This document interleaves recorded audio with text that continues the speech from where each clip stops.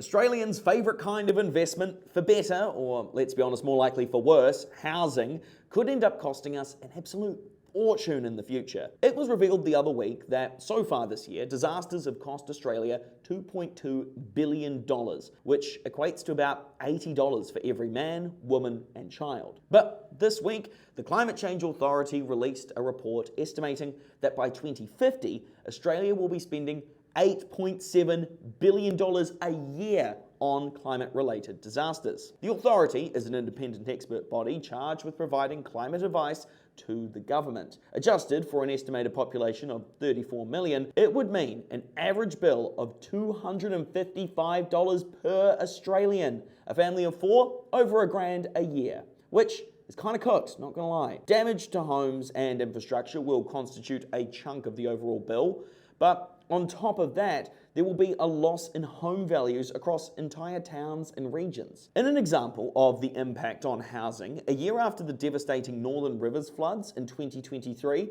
prices in the region had fallen 22 to 30%. Now, while we all want more affordable housing for young people, first home buyers, and everyone else struggling to get on the ladder, the way to achieve it is not via natural disasters. And anyway, there are reasons why those areas can suffer a significant drop in value. You know, your house might get washed away, or you may not be able to insure it against specific extreme weather events, such as flooding or cyclones. A good rule of thumb, when insurance giants get the yips about a particular area, you need to think pretty hard about whether you're actually going to buy there. Climate Change Authority Chair Matt Kean said the devastating flooding on the New South Wales mid-north coast last month was the latest example of the fallout from extreme weather events.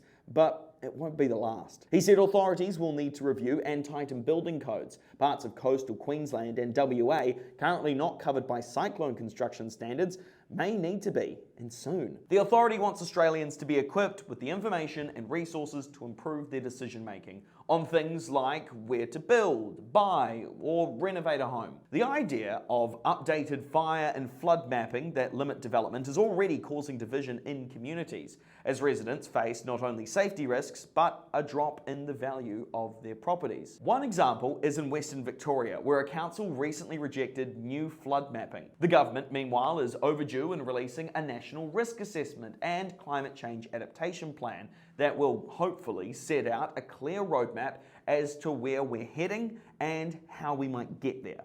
The plans were supposed to be released at the end of last year.